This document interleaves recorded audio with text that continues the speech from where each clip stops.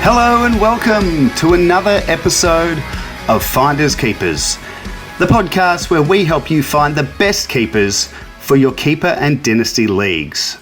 I'm your host Jordox, and round 2 of the 2025 fantasy season is now behind us.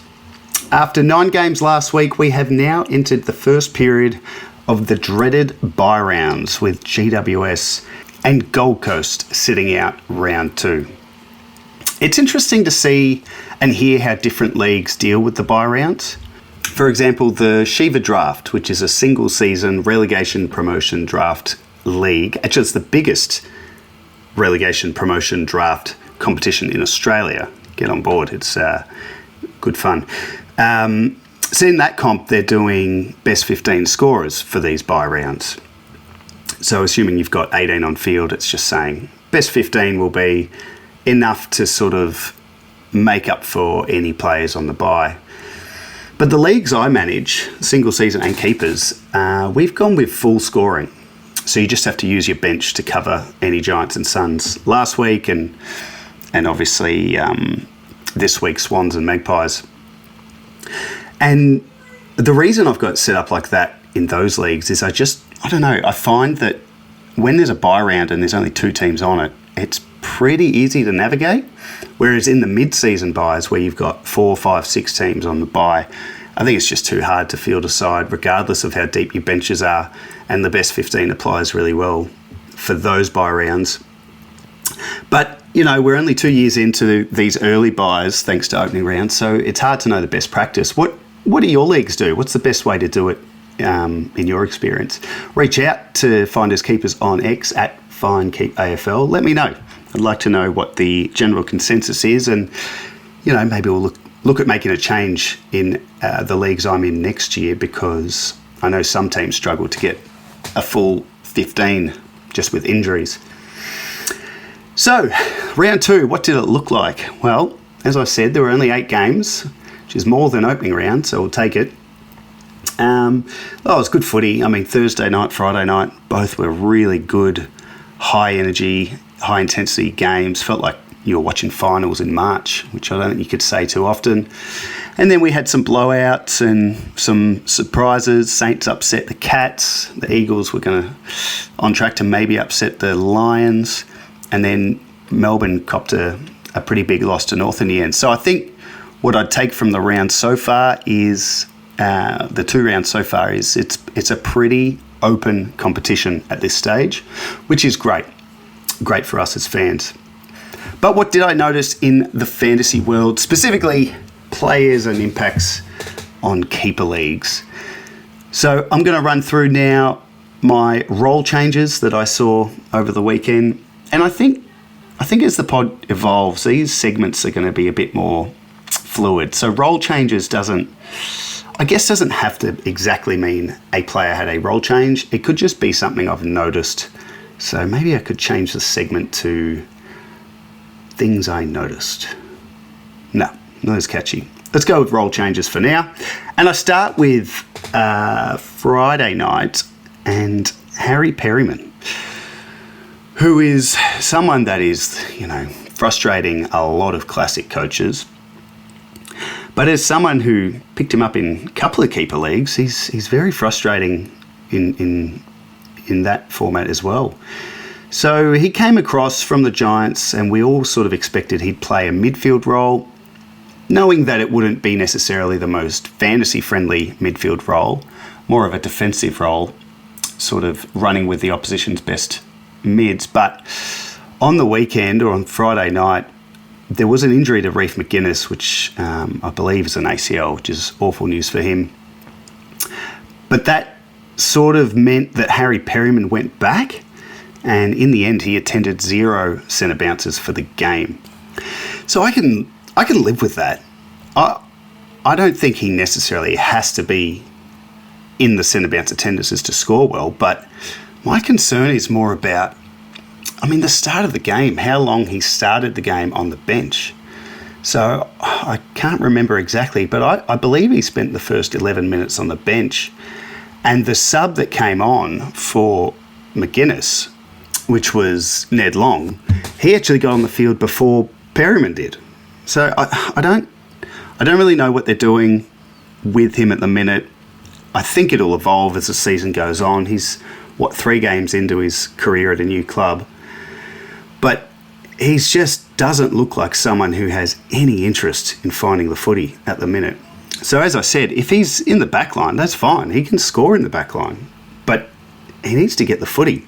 And at the moment, he is not looking like it. So, yeah, I'm pretty worried as an owner. Not sure there's a heck of a lot I can do about it now. He's in terms of offering up a trade or trying to move him on.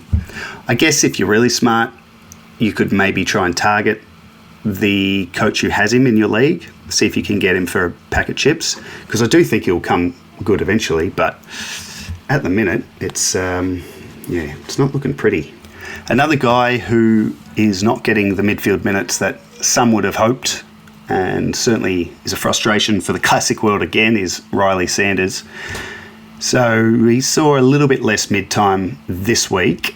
He certainly attended less CBAs this week with the emergence of Joel Frazier. And I'm hearing lots of people say, he's getting bevoed and, that old chestnut. I think everyone just needs to take a deep breath with this kid. He's played just over a dozen games of AFL football. He's not going to just become their main CBA guy. He's not going to just become a full-time mid straight away. It's very rare for players to do that. And a guy like him, such a talent, with such a great long-term future, I don't see there being a real rush, a need for a rush to get him into the midfield. Let him just get used to playing at the level, I say. So, look, keeper owners, it's a long-term game, as we know, and I think the long-term is going to be very nice for Sanders. But in the short term, I think we all just need to settle on those expectations. He's going to be playing a bit of mid, a bit forward, and from a fantasy perspective, we should see him break out in maybe his 3rd or 4th year. To the other end of the spectrum, and a guy towards the end of his career, Dylan Shiel is a player who this year has gone down, I guess, a familiar route for older guys who maybe are a little too slow for the midfield, and they get moved to the half-back role where they can see the whole field and read the game with their experience. And Dylan Shiel is one that, was talked about pre-season as having that role, and he's now 2 weeks in. And it's funny, any Essendon fan I've spoken to or, discussed the role with has said, it's not going to last, it's not going to work. And I kept thinking, hold on, we all probably said that a few years ago with Jack Siebel, and he ended up being the fantasy pick of the year. But after watching him for 2 weeks, he's not looking great in the role. He's looking indecisive with the pill and lots of turnovers. I know Essendon as a whole have been, they were poor on the weekend. I thought they were okay in round 1 against Hawthorn, but Shiel has not looked very sure of himself with the ball, and that halfback role, it's just so important that that player is measured and calm and uses it correctly. So just a wait and see with Dylan Shiel, but those who drafted him with the hope that he gets the DPP in round 6, it could still happen. I'm just very interested to watch him this week and just see how long the experiment lasts, because if it keeps going the way it's gone for the first 2 weeks, he's not going to be playing halfback anymore. And I'm not sure where he plays, whether they find a spot in the midfield, which is, I think, looking good with the amount of young talent they've got coming through, or do we see Dylan Shiel in the VFL? I guess time will tell. Onto the Port Adelaide game, Willie Rioli had a great game. I mean, you've got to apply a certain grain of salt to the Port Adelaide scores in this game, because they had it all their way and really brought the Tigers back down to earth, unfortunately for them. But Port were dominant, big win, and absolutely dominated the fantasy scoring. I guess the interesting thing about Willie Rioli was, he scored 89 and kicked 3 goals. It's pretty standard. But he actually attended some centre bounces. And I looked into it. This was the first game he's ever attended centre bounces as a Port Adelaide player. He's done it in the past when he was at West Coast sporadically, but I don't know. I just thought that was really interesting. And as a, not necessarily a knock-on, but an interesting side note to that, Horne-Francis had less CBAs this week than he did the week before. Now, Jack Lukosius went down with a pretty serious injury, a fractured kneecap that's going to see him miss, I think I read 3 to 4 months. It's just awful news for Port and their new recruit. But I do wonder if that means Horne-Francis will be forward a bit more than we probably would have thought or hoped. And, what does that mean for guys like Rioli playing like, maybe like an Isaac Rankin type, from last year where, every now and then they just need a hit of speed or something a bit more dynamic, a bit different, chuck him in for spurts. That's changed for Rankin. He's evolved this year into being more of a permanent mid, and I don't see that for Rioli. I don't know. Who knows? It could just have been a complete once-off, but keep an eye on it this week, I guess. On the Richmond side of things, the one thing I noticed, I think a few people would have noticed, was the change in who takes the kick-ins. So last week, and I guess predominantly for the last few years, Jayden Short has been their main man for kick-ins, and guys like Nick Vlauston would be involved as well. But somewhat out of the blue, on the weekend, Ben Miller took pretty much all the kick-ins. So he took 8 kick-ins and Short only took 1. No idea why. I don't know what if Miller himself had a role change. I must confess there are so many fresh faces at Richmond. I know Miller's been around a bit, but I don't have a good read of the who's who at this stage. So I don't know, is this a sign of Ben Miller developing into that more fantasy-friendly role? We sort of had Sam Banks pegged for that. I think he got injured in this game. I don't know. Just another thing I'll keep an eye on. And again, for the classic world, a lot of people have Jayden Short, and I'm one of them, and I want him taking the kick-ins, please. So we'll see what the Tigers do this week.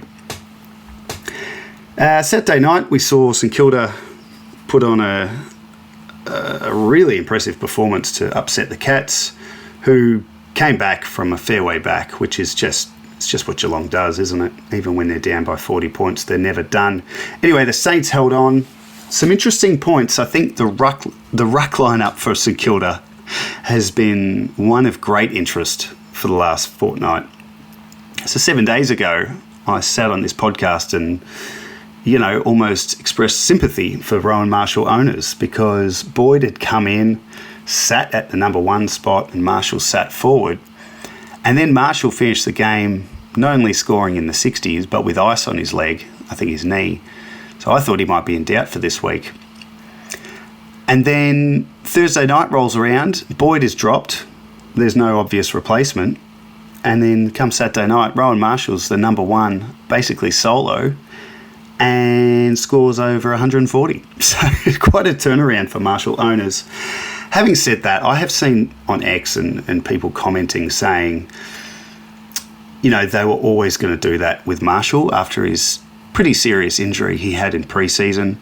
He was always going to be eased into the season.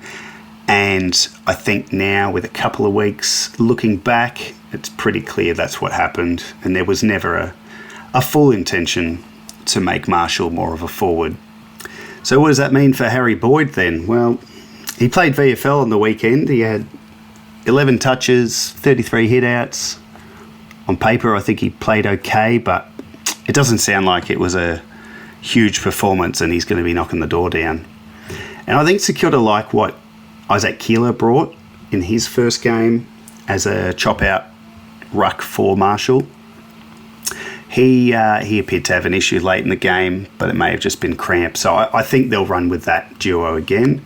And, Boyd will just have to bide his time. Another Saint, Anthony Caminiti. He's in his 3rd season now and has predominantly played as a forward. And I've heard commentators in the past say, why don't they try him in the back line? And on the weekend they did. And from a fantasy perspective, he looked pretty good. He took a career-high 13 marks and all of them were uncontested, which to me says a lot of easy ball, a lot of nice +6s behind the ball, and exactly what we're looking for. So he's got forward status. I'd keep an eye on him this week. If he has that role again, he could be a sneaky one to pick up. Jeremy Cameron had an interesting role. He didn't really appear to play forward all that much for the Cats.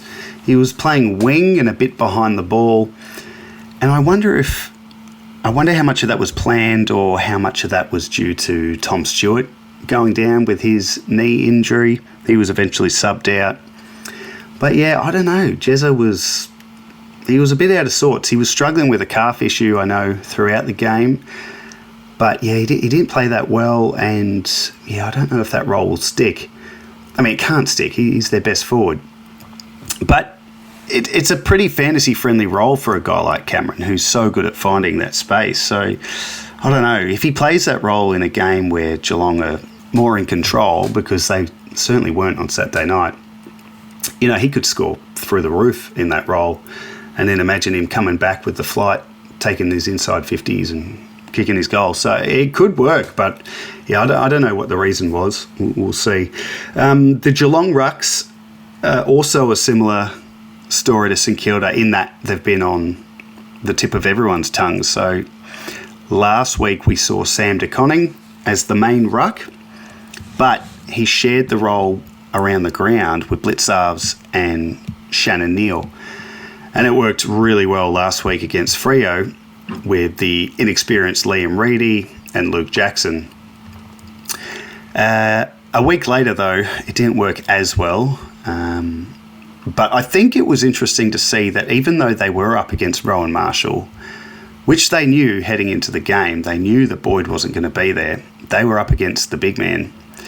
And they still played the exact same setup, and it looked exactly the same as last week. So whilst De Koning's score was nowhere near what it was last week, I actually thought the role and the way he played was pretty impressive and gave me the impression that he's still going to have that role.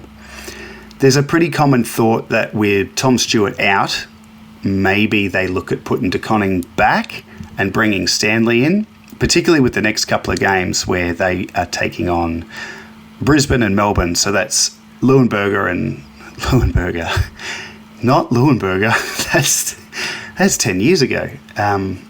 Oscar McInerney is who I meant, and Max Gawn. So I reckon for De Koning owners, the next 2 weeks are going to be pretty telling.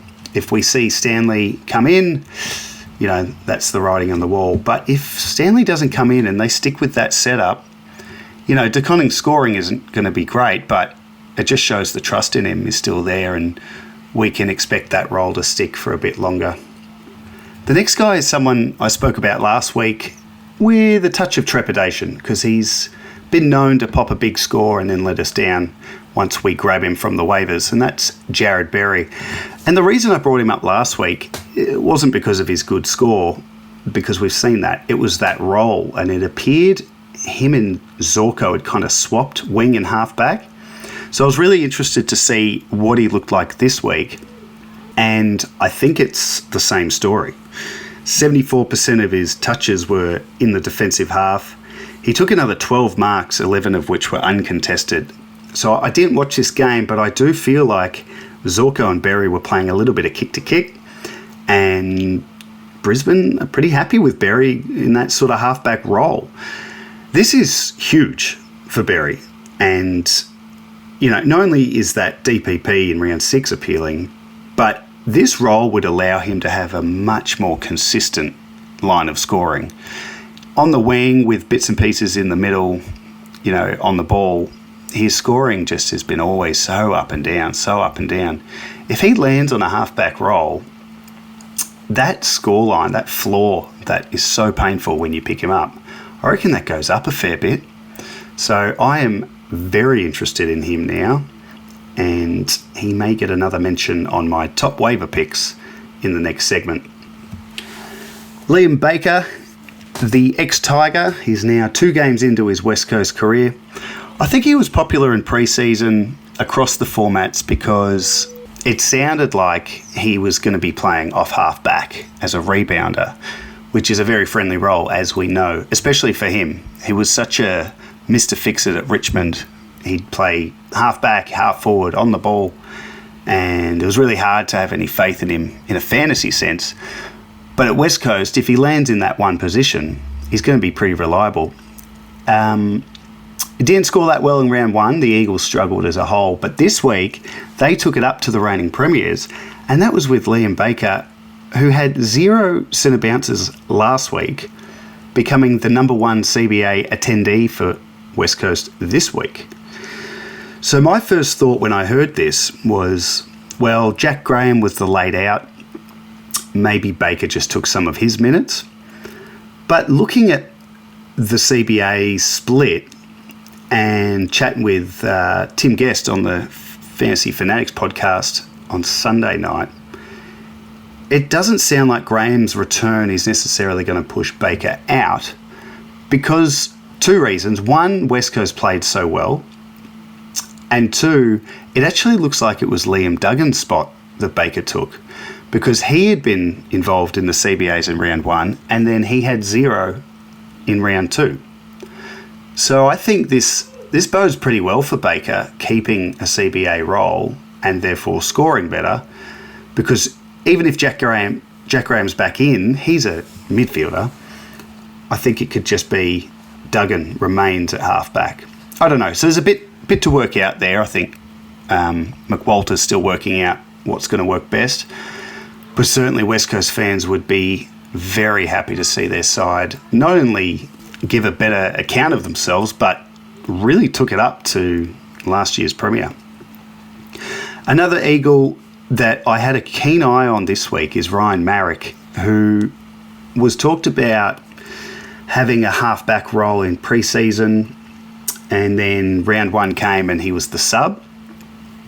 But what struck me last week was he came on as a sub. He scored, I think, 30 points in, just over a quarter, so it's pretty good. And he took kick-ins. So he was a real close watch this week, and it eventuated. He played a full game this week, scored about 70-odd, and he took the same amount of kick-ins as Jeremy McGovern. So Marriage with forward status, taking kick-ins, playing half-back at the Eagles, he's pretty appealing. And then the last one is a frustrating one. This is a guy I do have in one of my keeper leagues, and Trent Rivers for Melbourne. I mean, he's been building and building for the last few years, and then all the talk in pre-season was, this is the year he's going to be pure mid. And last week we saw a bit of it, and then this week 0 centre bounce attendances for Rivers, and a pretty terrible score as well. So I guess, I don't know, Melbourne are 0-2 now, and I'm not sure why they've deviated from that. They put Ed Langdon in for more CBAs this week. Then you've got, your regulars, Petrarca, Viney, Oliver, and then Sparrow looks pretty good in there as well. So I don't know, are they just giving up on Rivers, the midfielder? Or is it just, I don't know, that it wasn't the right fit on the weekend? But I don't know, it's concerning. And as much as I think he can score well in the back line, and there's the positive that he'll keep defender status for another year, but I don't know. I want to see this kid unleashed in the midfield, because I think he's got a lot to give there. And from a fantasy perspective, I think that would be his best spot too. So there's a bit in that. There's a lot going on, and I think this is probably common. In the early rounds of any season, clubs are trying out a few different things. Some things are working, some things aren't. I reckon in a few more weeks we'll get a better feel of what to expect for the season, as clubs start to settle on what their best outfit looks like and where players are best suited. But yeah, certainly a lot to keep an eye on this week, and I guess I'll just touch on quickly a few of the guys that I mentioned in this segment last week, just to see what happened. I mean, a lot of them I've already talked about again this week, but last week I spoke about Ned Long and his big increase in the centre bounces for Collingwood and how, this is really good for Collingwood. They're getting more games into these kids while contending. And then I felt pretty silly because on Friday night, Long was the sub, which really surprised me. I thought he'd done enough to keep his spot for 4 quarters. Anyway, the injury happened to McGuinness and Long was on pretty quick and, again, was one of their main CBA guys and looked pretty good. So I don't know if he'll be the sub again, but I didn't think he would be last week. So, yeah, I'm not sure what they're doing with him. Another guy I was surprised about was Finlayson for Port, who I thought, took his 10 marks playing in the half-back role. Maybe you could have a look at him. He was omitted on Thursday, so I don't know. That felt like a bit of a scapegoat omission to me, but I don't know. Port Adelaide fans will know more than me.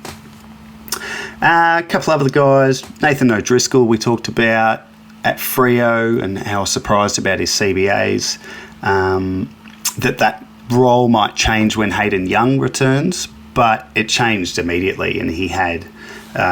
he was just on the wing this week. Still scored okay. He's still an okay player to have, but as we kind of thought, the CBAs weren't going to be a permanent thing. And then the last guy I thought I'd revisit from last week is Joel Frazier, who had the same amount of sort of CBAs as he did the week before. And, geez, he looked good. I like watching him on Friday night.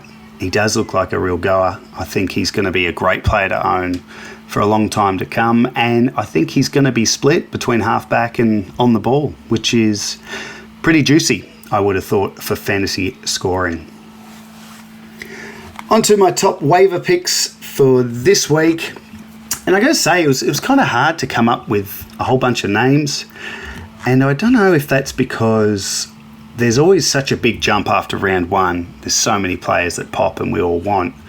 And then over the next few rounds, it does start to chill out a bit. So I have got a group of names I'm pretty bullish on, but I'm not sure if I'd be going and using a waiver pick necessarily on them. These guys could depend on, if you need that position filled. But in terms of long-term keeper league sort of pickups, none of them really stood out as, I must have him. With perhaps the exception of a few names I'll say at the start that I mentioned last week, but I don't know, your league may not have touched them, but if they didn't and they're still there, these would be the guys I'd have. Mitch Nevitt, Jared Berry, clearly, Jake Bowie, O'Driscoll, even Jack Ross. I know his score was really bad on the weekend, but I still think he's going to be good. So those guys, if they're there, I'd still grab them. If not, though, I'd have a good look at Lachie Schultz for Collingwood. I think his year last year was underwhelming, and I think that's a fair word to use. But I also don't think it is what he's going to be. I just think he had to work a few things out, and so far this year he's looked great. His last 2 weeks of scores are looking good. So with forward status, there's a good chance he's free, a good chance he's already burnt a few people last year. I'd be having a crack at him. Wayne Miller for the Crows, his second game back from that long-term injury. I'm always hesitant to have any sort of faith in Miller just because he's always been so injury-prone, but he looked really good on the weekend, albeit most of the Crows did. But I think he's building into the season. I think the halfback role is good for him and would be very good for fantasy, so he's worth having a look at. Josh Worrell is another Crow who's been more key position defence across his career, and he still is, but he's just, I don't know, the last couple of weeks he's just finding a way to find the ball on as the Crows rebound. He's been involved in a lot of chains and has scored well both weeks. I don't know how inflated that is with just how well the Crows are going. I guess time will tell, but I reckon he's worth a crack. Logan Evans I put in for Port Adelaide as well. I don't know, I just thought there could be some frustrated owners that spat the dummy with his very bad score last week and chopped him. If they did, try and get him because he bounced back with a ton, and he and pretty much everyone at Port Adelaide had a much better week this week, but I still think his long-term prospects are really strong. And then just a couple more. Mason Wood, I think we've all had a crack at him in the past. Just the weekend showed when he's on, he can be such a great scorer, a real prolific scorer, and he has that forward status, which is super handy. Sort of guy you just grab if you're in the window trying to snag a flag. And then the last one was Brady Hoff for West Coast, who even though his scores aren't quite there, his scoring hasn't been that high, his role seems to be developing nicely, and I'm starting to see him as kind of what we thought 12 months ago, as a guy that will be a distributor, rebound 50 guy. And I think in both games he's had pretty good scores at halftime, and then he's drifted out, which is, what you expect with young players. A few others, I won't go into the detail though. Cade Chandler had a really good game for Melbourne. Not sure if that's going to be a sign of things to come or if it was just one out of the box. And then Ryan Marrick, who I'd mentioned in the role changes segment, is a guy I'd be absolutely worth having a crack at, just with that forward status. Could be very handy. Very handy indeed. All right, well, I'll wrap the podcast shortly. It's been bigger than I actually thought it was going to be, which I guess is a good thing. Maybe you can be the judge of that. Before I do finish up, though, just got a couple of questions sent in from the listeners, which is great. And it's actually my favourite part of doing this, going through those questions, looking at trades that have gone through in the past and reviewing them, talking about them. So please keep sending them through. Send them through all week. You don't have to wait for the weekend. You can find Finders Keepers on X at FindKeepAFL. And yeah, be sure to send some questions through, or even just observations you've made in a keeper context. Be happy to go through it. So 2 questions this week. First one is from @CoopersReds. I've recently received a trade offer for James Peatling. The player coming my way is Ryan Burton. I've got good midfield depth with a dozen plus options, though I'm a little brittle in defence and forward line due to injuries and suspension for the short-term period, and I don't see my side contending this week. I see Peatling as a 10-year player averaging 80 to 90. Burton may go 65 to 75 average with some ceiling games, but is a season hold only. Should I ask for a better player or future draft picks? Appreciate your thoughts. Thanks for putting that through @CoopersReds. Yeah, it's a pretty clear one for me. I think Peatling for Burton is way off, particularly with Burton at the stage of his career and his history with injuries, and just the emergence of all those other Port Adelaide guys like Farrell, Evans, Josh Sin. So I'm not even that sure what Burton's spot's going to be. And then when you look at Peatling, he's certainly had an underwhelming first fortnight as an Adelaide Crow in the fantasy sense, but I think he's going to improve as time goes on. He's only new to the club. He's actually still pretty new as an AFL player. I know he's 24, something around that. He's been around, but he hasn't really had much of a consistent run at playing every week, avoiding the sub, and I think he's going to get that at the Crows. The other thing too with Peatling, there's a chance he could end up with forward status again as he had at the Giants, which would obviously help you with your forward line issues. So overall, no, I don't think Burton for Peatling. I don't even think there'd be pick swaps that would get that done. I'd be asking for a much better player than that. And yeah, it's interesting because I think you should hold Peatling, but if you've already got a dozen options, that's pretty good.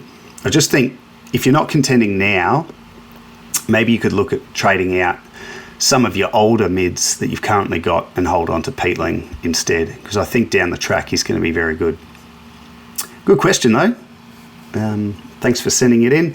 And then the last one is from @TheDraftBible, doing great work this pre-season with the Draft Bible itself, and has actually started writing an article for the Draft Doctors, the Rehab Room, which is great reading, really good stuff there, so check it out.